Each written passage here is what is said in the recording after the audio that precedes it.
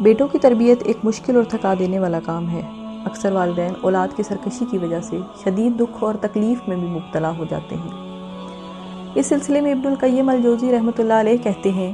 بے شک گناہوں میں سے کچھ گناہ ایسے بھی ہوتے ہیں جن کا کفارہ انسان کو اولاد کی طرف سے ملنے والے غم کے سوا کچھ نہیں ہوتا، تو خوشخبری ہے اس کے لیے جو اپنے بیٹوں کی تربیت کا اہتمام اس طریقے پر کرتا ہے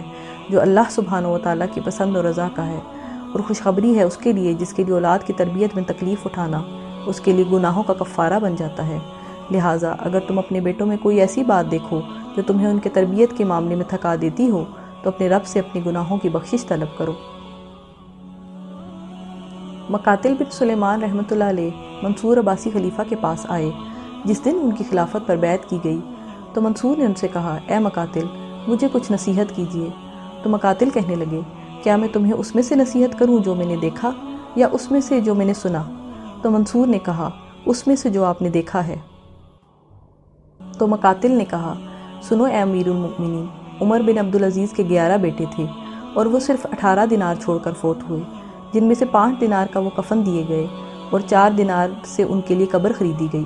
اور باقی دینار ان کے بیٹوں میں تقسیم کر دیے گئے۔ اور ہشام بن عبد الملک کے ہاں بھی 11 لڑکے تھے۔ جب اس کا انتقال ہوا تو اس نے ترکے میں ہر لڑکے کے حصے میں 10 لاکھ دینار چھوڑے۔ اللہ کی قسم اے امیر المؤمنین، میں نے ایک ہی دن عمر بن عبدالعزیز کے ایک بیٹے کو دیکھا، وہ اللہ کی راہ میں 100 گھوڑے صدقہ کر رہا تھا، اور ہشام کے بیٹے کو دیکھا وہ بازاروں میں بھیک مانگ رہا تھا۔ جب عمر بن عبدالعزیز رحمۃ اللہ علیہ بستر مرگ پر تھے تو لوگوں نے ان سے پوچھا، اے عمر، تم اپنے بیٹوں کے لیے کیا چھوڑے جا رہے ہو؟ انہوں نے فرمایا، میں نے ان کے لیے اللہ سبحانہ و تعالیٰ کا تقویٰ چھوڑا ہے، بس اگر وہ نیکوکار ہوئے تو اللہ سبحانہ و تعالیٰ نیکوکاروں کا دوست ہے، اور اگر وہ اس کے علاوہ کچھ اور ہوئے تو میں ان کے لیے وہ مال ہرگز نہ چھوڑوں گا جو اللہ کی نافرمانی کے کاموں میں ان کا مددگار بنے۔ یہ بہت قابل غور بات ہے کہ عموماً لوگ مال جمع کرنے کے لیے سخت محنت و مشقت کرتے ہیں اور اپنی اولاد کا مستقبل محفوظ کرنے کے لیے بڑے پیمانے پر کوششیں کرتے ہیں، کیونکہ وہ یہ سمجھتے ہیں کہ ان کی موت کے بعد ان کی اولاد کے پاس مال ہوگا تو ہی وہ خوشحال رہیں گے اور امن میں ہوں گے، جبکہ وہ اس سے زیادہ بڑے امان جو کہ اللہ کا تقویٰ ہے اس سے غافل رہتے ہیں اور اپنی اولاد کو تقویٰ کا توشہ نہیں دیتے۔ ایک آدمی جب اپنے کسی بیٹے میں اخلاقی زوال دیکھتا تو صدقہ کرتا اور لوگوں کو کھانا کھلاتا اور اس آیت کی تلاوت کرتا تھا،